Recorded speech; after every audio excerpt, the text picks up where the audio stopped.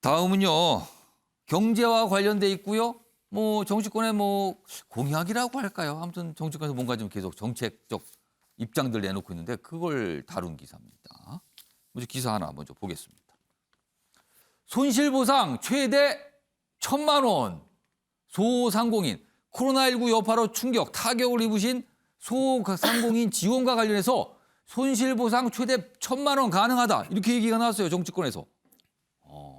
지금까지 300만 원 정도 얘기 아니었었나요? 갑자기 들었어요. 좀 더 보겠습니다. 여야 소상공인 지원 증액 추진한다.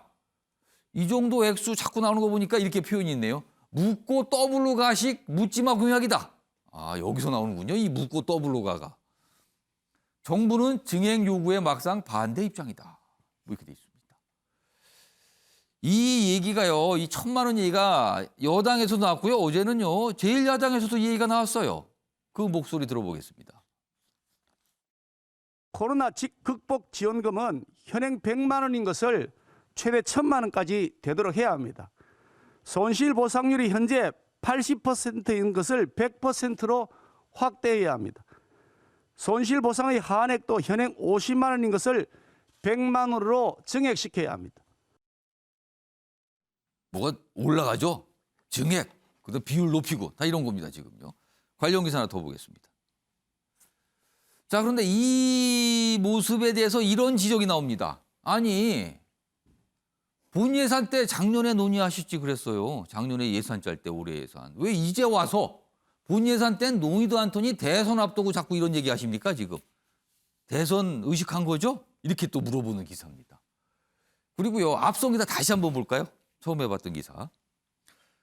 여기에는 이런 얘기도 좀 들려 있어요. 여기 보면 지금 1,000만 원씩이라고 얘기했잖아요. 근데 이게 액수가 어떻게 되냐면요. 지금 손실보상 대상인 소상공인 자영업자를 약 320만 명으로 보거든요. 그럼 여기에 1,000만 원씩이면은 32조입니다. 32조. 그러니까 이 기사는 감당하실 수 있습니까? 이 금액. 이렇게 또 물어봐요. 자, 마지막 기사 하나 더 있습니다.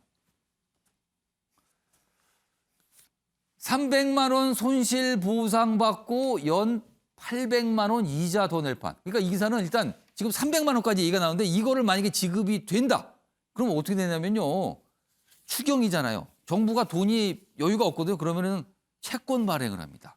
채권 발행을 하게 되면 시중에 채권을 파는 거잖아요. 그럼 시중에 채권이 많이 풀려요. 그러면은 채권이 팔리려면 금리를 올려야 된다는 거죠, 지금요. 가뜩이나 지금 금리가 인상되는 또 시기거든요. 그러면은 이자 부담 막상 그러니까 이렇게 되는 거예요. 자영업자분들이 300만 원 지원을 받는데 그 돈 갖고 여기저기 쓰다 보니까 또 대출 받은 거 갚기도 하잖아요. 이자를. 이자가 올라서 더 나간다는 거예요, 지금. 이게 이렇게 또 뭔가 연쇄적으로 뭔가 영향을 미친다는 거죠. 아래로 가겠습니다.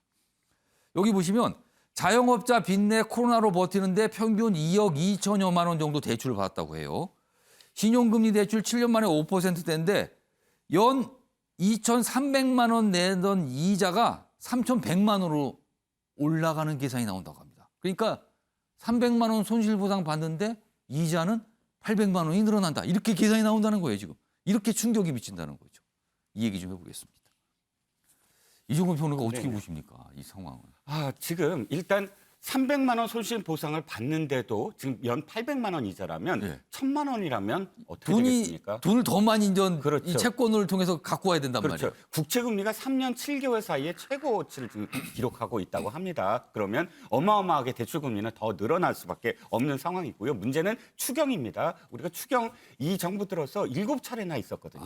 그런데 물론 코로나19 대응 좋고 자영업자 대응 당연히 해야 되죠. 하지만 효과가 있었느냐? KDI의 그 자료에 따르면 소비 진작 효과가 30%밖에 안 된다는 기록도 있습니다. 그런데 그것을 위해서 우리는 너무나 많은 지금 이 부작용을 떠안고 있는 것이거든요. 국채 금리만이 아니고 또 우리나라 국가 빚 채무도 지금 1,100조를 예상하고 있습니다. 그렇다면 조금 더 우리가 앞날을 생각을 하고 또 가장 중요한 게 미국과 프랑스가 좀 달라요, 분위기가. 미국은 벌써 3월부터 금리 인상을 해서 1년에 4번 금리 인상을 예고하고 있습니다. 돈을 빨리빨리 이제 좀 빨리 집어넣어야 된다, 회수해야 된다라는 거고 프랑스도 이제는 더 이상 코로나19 대응에 대해서 이 예산을 편성하지 않기로 했습니다. 왜냐하면 너무나 지금 많이 풀려 있기 때문에 다 금리 인상으로 흡수를 하려고 해요. 그런데 우리는 단지 대선 때문에 표를 위해서 역행하고 있다. 국제적인 어떤 부분에서도. 그러면 그 다음에는 부작용이 훨씬 더 많이 닥쳐온다는 거예요. 그러니까 국가의 어떤 미래를 생각을 해야 된다는 겁니다. 복귀한 게 이거 민주당 내에서 이 1,000만 원 얘기는 좀 진지한 겁니까? 아니면은 그냥 꺼내본 정도의 수준입니까? 어떻게 보세요? 적극 검토가 필요하다라는 적극 의지가 검토. 담겨져 있는 내용이고요. 예. 이 부분에 대해서는 여야가 입장이 마찬가지라고 생각합니다. 그럼 제일 야당에서도 1,000만 원 얘기를 했단 말이에요. 예, 지금. 그래서 그 전에 그 100조 또 윤석열 후보는 50조 예. 그랬는데 이제 이번 추경이 아직까지 안이 확정이 안 됐습니다만 뭐 한 14조 뭐 이렇게 얘기가 좀 있죠 지금? 굉장히 비상한 시기, 예. 거의 전쟁에 준하는 비상한 시기이고 이 시기를 우리가 경제적인 침체 없이 잘 넘어가려면 이 시기에는 비상한 방법을 동원해야 된다라는 것이 기본적인 인식인데 이것이 이제 재정 당국과의 약간의 정부는 그, 약간 좀 예, 약간 부정적인 걸로 나와요. 마찰이 있는 것 같아서 이제 그것을 넘어야 되는데 예. 이것이 포퓰리즘이 아니라 코로나의 파국을 넘어가는 데 쓰여진다면 저는 약간의 이제 국가 채무가 늘어나는 것에 대한 부담은 있습니다만 예. 감수를 해야 되는 것 아닌가 싶고요. 이 부분은 좀 어떻게 이자율이 이자가 이제 늘어나는 높아가는 부분에 충격을 대해서는 줄 수 있다는 거잖아요. 저는 이런 이제 예를 포퓰리즘 정책 때문에 이자가 늘어난다라고 하는 것은 이제 극히 일부일 것 같고요. 우리가 뭐 기본적으로 아시는 것처럼 미국 연준 금리의 변동에 따라서 한국은행 예. 금리의 그 변동이 오고 그로 인해서 이제 올해도 사실 앞으로도 한 2번 정도 예. 금리 인상이 더 예정될 예. 거다라고 해서 사실 우려를 많이 하는데 이 부분과 사실 이 후보들의 공약과는 좀 다른 측면이 있어서 제일 큰 영향은 연준 금리고 그래서 이런 국민들의 우려를 씻어내는 가운데서 자영업자들의 예. 어려움, 코로나의 극복을 위한 어떤 추가 재정 투입이 더 필요하다라는 입장입니다. 일단 논의는 시작된 것 같아요. 여야가 다 1,000만 원을 불렀으니까요. 지금 그렇게 가능하다. 뭐 가보자 이런 분위기거든요. 아마 정부하고 어떤 또 뭔가 대립 뭐 이런 게 있을 것 같기도 합니다. 다음은요. 사회 분야 기사로 좀 넘어가 보겠습니다. 광주 아파트 붕괴 사고, 광주 아파트 사고 났는데 이 아파트를 짓고 있었던 건설사, 시공사가 있잖아요. 근데 이런 현상이 지금 있다고 합니다.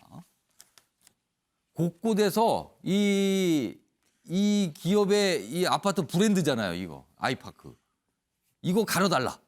이런 요구가 있답니다. 아래로 가면 재건축 현장에서는 현대산업개발, 현산 퇴출 뭐 이런 목소리가 나온답니다. 기업 입장에서는 굉장히 난감할 수 있어요, 지금요. 여기 보시면 뭐 가림벽 상호 등 가려졌다. 여기 보면 이렇게 가려진 거예요. 이렇게 누가 지웠어요, 이렇게. 이 사진 보시면은. 원래 여기 이렇게 표시가 돼 있었거든요. 이 브랜드 이름이요. 그리고 뭐 어떤 곳에서는 계약 취소 절차 뭐 이런 걸 진행 중이다 이런 얘기까지 있어요. 그리고 아파트 명에서 이름 좀 빼자 뭐 이런 목소리까지 있다고 합니다. 기존의 아파트는 또. 다음 기사 하나 더 있습니다. 부동산 시장 현산 포비아 확산 시공사 보이콧 전세 호가 뚝. 이 여러 가지 타격을 주고 있네요 지금요. 그러니까 이게 기본적으로 불신인 겁니다. 불신이요 지금. 조대진 변호사. 네. 아파트 이름에서 이런 브랜드 이름 이거 빼는 게 가능한가요? 이거 어떻게 돼 있습니까 이게?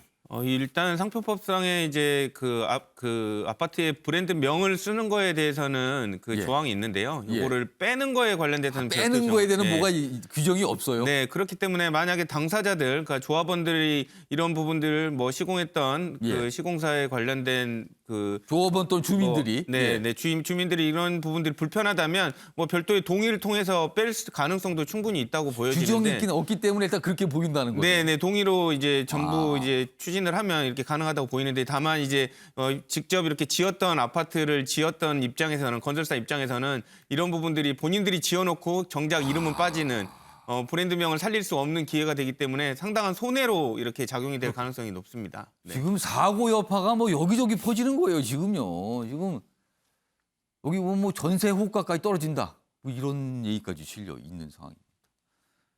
이게 수습이 어떻게 될지 모르겠습니다 지금. 다음 기사 넘어가 보겠습니다. 어제 청와대 분수대 광장 앞에서 한 가지 기자회견이 있었는데 그 내용을 다루고 있어요. 여기 보시면 북한에 피살된 공무원 유족, 대통령이 고교생에게 거짓말. 그러니까 진상규명하겠다는 약속 그 편지를 문재인 대통령이 이 피살된 분의 아들, 고교생 아들에게 전달이 됐는데 유족들이 반발하는 거예요. 그래서 어제 반납을 하는 모습이 있었는데 바로 이 모습이었답니다. 이렇게 청와대 앞에서 내려놓은 거예요. 이 편지를 도로 가져가세요라면서. 그러면서 반발했거든요. 자, 어제 이와 관련해서 이 유족들의 변호인이 한 얘기가 있는데요. 확인해 보겠습니다. 정부가 사람 죽여놨잖아요. 그 판결까지 받았잖아요. 근데 왜 막는 거예요? 국민의 생명은 어떻게 된 거예요? 보십시오. 아래쪽으로 이게 법원 판결문이고 이게 대통령 편지예요. 여러분도 경찰분 스스로 생각해 보세요. 여러분들 맡고 있는 게 정말 양심에 꺼리낌이 없는지 생각해 보시라고요. 대통령 사인돼 있는 것도 이 판결 편지 반납하겠다는데 왜 막는 겁니까? 그러니까 이게 정보 공개 뭐 이런 것도 관련돼 있거든요. 김정재 의원님 어떻게 보셨습니까? 네, 대통령께서 이 가족들에게 아버지의 죽음에 대해서 진상 규명을 해주겠다 그랬던 약속을 지키지 않은 거죠. 근데 이 유가족 시간이 좀 입장에서는 많이 특히, 지났거든요, 지금요. 특히 아들 입장에서는 예. 그 아버지가 그 월부겠다라는 그 멍해를 어떻게 안고 살아가겠습니까? 그리고 또 시신까지 불태워졌지 않습니까? 예. 여기에 대해서 진상 규명이 되지 않고선 이 유가족들은 그 남은 인생은 정말 피멍이 들 겁니다. 그런데 이 부분에 대해서 정보 공개하고 진상 규명을 하자고 자료 요구를 했는데 예. 해경의 그 법정 그 다툼에서 이겼습니다. 승소를 했음에도 불구하고 청와대가 여기에 대해서 다시 그 항소를 한 거죠. 이건 청와대가 해서는 안 되는 겁니다. 당연히 오히려 해경이 이런 자료 빨리 줘라라고 청와대가 지시를 했어야죠. 어떻게 생각하면 국가에 대한 배신감, 대통령에 대한 배신감이 묻어났기 때문에 저렇게 그래도 찢지 않은 게 다행입니다. 저 정도. 찢어서 그냥 던지지 않은 게 다행인 정도로 얼마나 이 유가족 예. 가슴이 찢어지겠습니까? 이 부분에 대해서는 대통령이 이제 그 유족들에 전달한 편지는요. 일단 저렇게 반납이 됐는데 경찰이 갖고 있다가 청와대에 전달할 것이다. 이런 내용도 좀 알려지고 있어요. 다음은요. 마지막 기사 소개만 좀 드리겠습니다. 요즘에 이 주식 청약한다고 굉장한 주목을 받고 있어요. LG 에너지 솔루션, LG 엔솔. 한 주라도 더 눈치 작전이 보통이 아니다. 공모 첫날 32조가 모였다. 청약 그 액수가. 단군 이래 최대 청약이다. 이렇게 나오고 있습니다. 앞서서 말하는데요. 여기 그래프 보세요. 다른 걸 다 추월하고 있습니다. 그래서 최대다. 이런 평가받고 있는 상황입니다. 자, 아침의 매일경제 오늘은 여기서 마무리하겠습니다. 시청해 주신 여러분 고맙습니다.